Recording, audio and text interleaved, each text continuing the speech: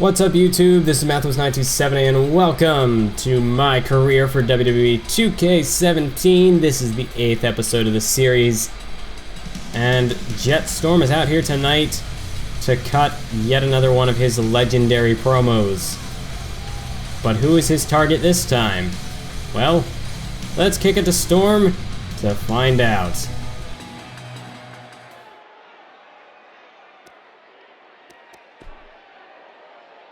You guys know me, you girls know me, and I know me. But what we all should realize is I am the best superstar on this roster. So why am I not treated as such? Do you guys think I complain a lot? I don't think I complain a lot. And it really bums me out that people say that I do. Like, what's their problem? Why do they pick on me? Why do they undermine me? It's really just not fair. What does a guy have to do to get a main event at a pay-per-view? I mean, I've got the WWE Universe on my side. That's pretty best for business if you ask me.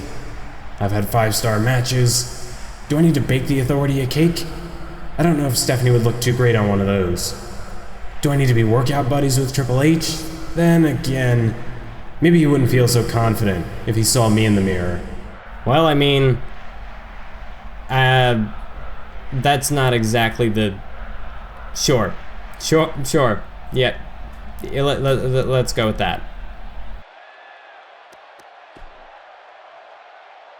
I don't really care what anyone in the back has to say about it.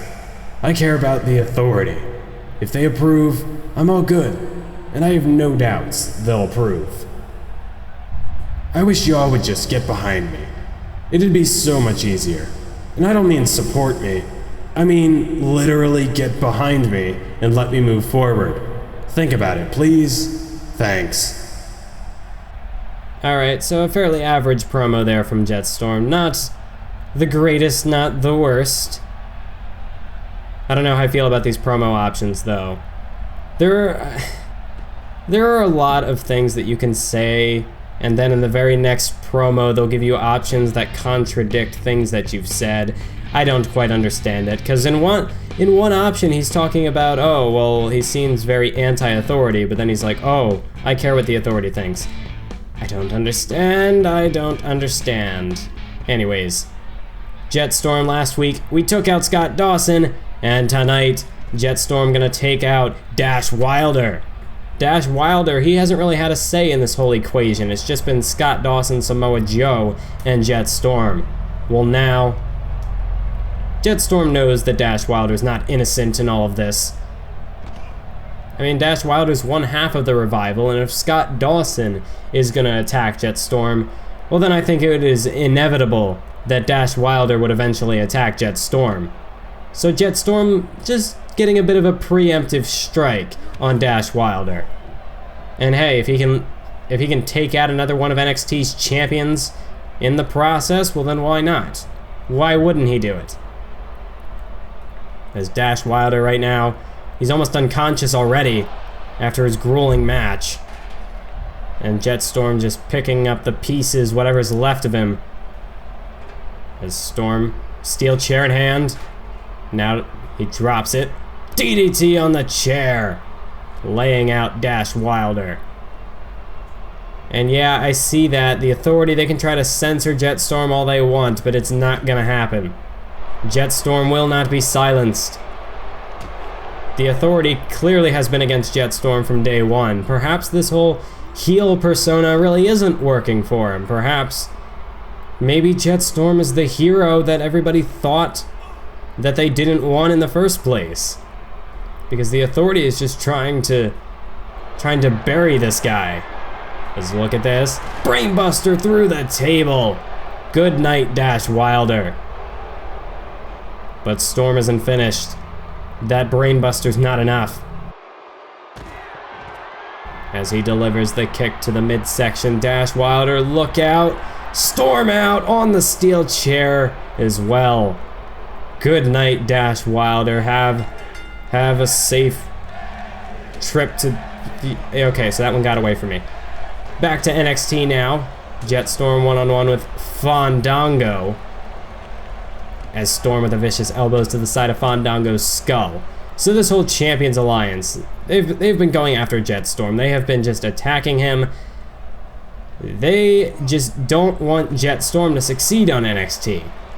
And think about it, who were the ones who fired Jett Storm in the first place? Well, that was, I mean, it wasn't even that, I mean, he was released, of course, but before he was released, he was just getting mistreated night after night. He'd been put into these gauntlet matches, a bunch of crazy tasks from, guess who, Triple H and his then assistant Vicky Guerrero. Well, Jett Storm comes back. What happens to him? He gets attacked by all these NXT champions.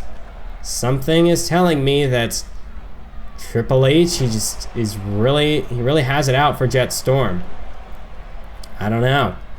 Maybe this is, again, this conspiracy theories talking, but Jett Storm, he just really has had his back against the wall. Everything has been stacked against him in his return here. I mean, they even brought him back to NXT when Storm wanted to go to the main roster. Because, wait a minute. Oh, hook and ladder face buster. Because the Authority, and as well Jason Albert. Now, I doubt that Jason Albert had the final decision at the end of the day.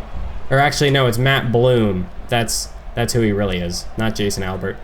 That was just a gimmick. He's really Matt Bloom. That's who I was thinking of. I doubt that Matt Bloom had the final say in Jett Storm's, well, his career path. At the end of the day, it's gonna come down to the Authority. And who's the man who runs the place right now? Well, that's the COO Triple H. Perhaps the Authority is afraid of Jett Storm. They're afraid of what he brings to the WWE. It was different for Zero. Zero didn't have to jump through all these hoops that Jett Storm has had to jump through so far. I don't know.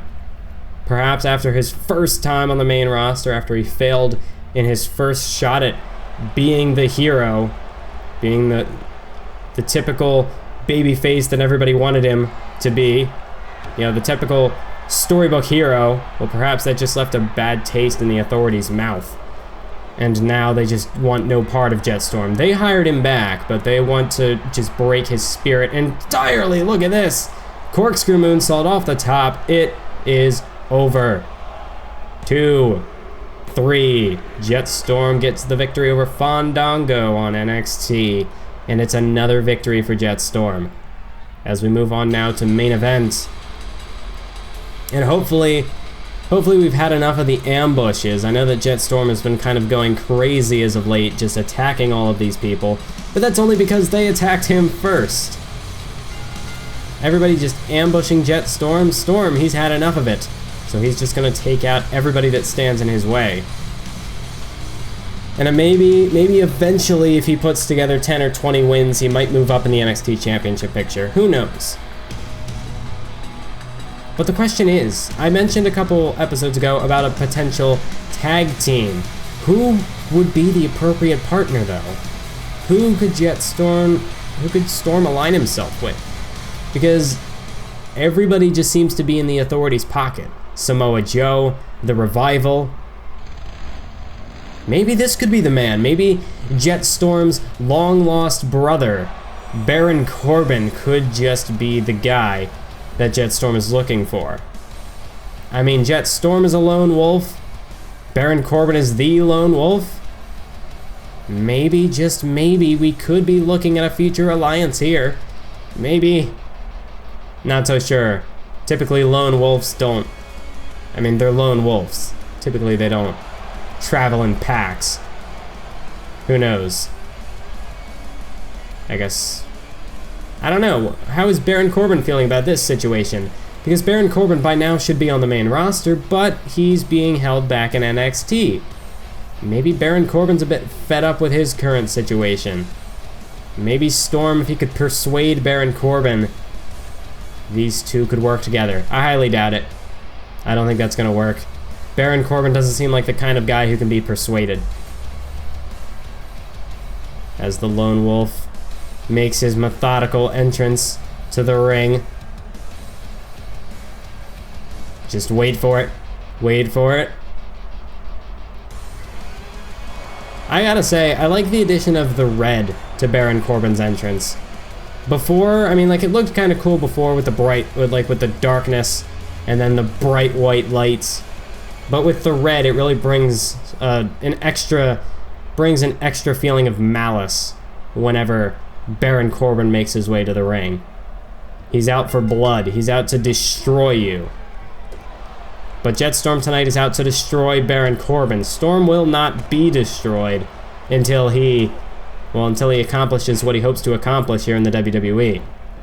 And I mean, this is his second chance. I doubt that he will get a third unless the Authority just wants to torture Storm a bit more. If Storm can't overcome these obstacles this time, I think it's it for him. I think he's done.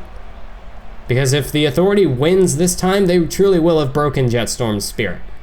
And Storm cannot allow that to happen, because once your spirit is broken, I mean, your body's going to deteriorate. There's no way that Storm would be able to come back from that. Storm, he has to remain mentally tough. He can't let the Authority's mind games get the better of him, and as well the numbers game, although that's really tough to overcome, that numbers game. But Storm is number 4 on the NXT Championship rankings. He has slowly climbed his way up the list. But it's just getting into that top 3 that has sort of been a struggle for Storm. Oh, is Corbin a vicious punch to the face. Baron Corbin was one of the names in the top 3, but after a couple of losses to Samoa Joe, not entirely sure where Corbin ranks as of now. So Corbin wants to get this win over Storm to get himself back in the picture. But Storm is not about to lose to Corbin tonight.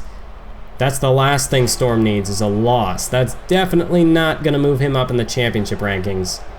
That's for sure. As Corbin... Ooh, elbow right in between the shoulder blades from Storm. Corbin so far not doing so hot against the Outcast. Jett Storm, a couple of kicks to the face.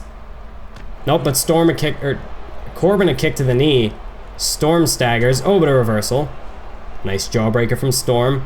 The Lone Wolf now is on wobbly legs. Storm hooks him. Oh, future shock DDT. Corbin planted face first. As now, Jett Storm, double leg drop below the belt. Oh, but he went for a kick though, but Corbin able to recover in time. And look at this. Belly to belly suplex from the Lone Wolf.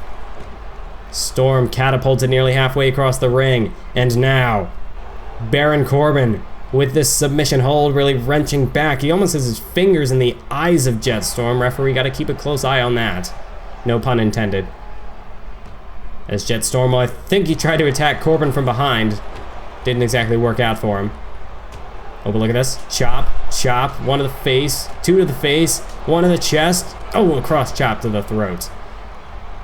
Nice combination of chops there from Storm. And Baron Corbin just can't keep up with this onslaught, this flurry of strikes. As now Storm in the corner. Chop, punch, chop, punch, chop, punch, rinse, repeat. And Corbin, I don't care how tall he is, how big he is, how strong he is, if you hit him in the face, if you chop him in the chest enough, he eventually has to fall like the walls of Jericho. Let's look at this. Ooh! Storm able to reverse that chin lock into a jawbreaker. And a tilt-a-whirl DDT. Beautiful move there from Storm. Formerly one of his signature maneuvers, but he has evolved. But one thing that has remained constant is this, the Storm out. It is always, well not always, but almost always, going to ensure the 3 count. And the victory for Jett Storm is at hand. Baron Corbin, try as he might, he cannot pull one over on Jett Storm. As we see Zack Ryder win over Bo Dallas, Fandango defeats Simon Gotch. A victory for Jaden Jett as well as Finn Balor. In the main event, Samoa Joe defeats Tyson Kidd. So that's going to do it for this episode of My Career Mode. I hope you enjoyed it. Be sure to stay tuned for the next one. And until next time, keep on YouTubing.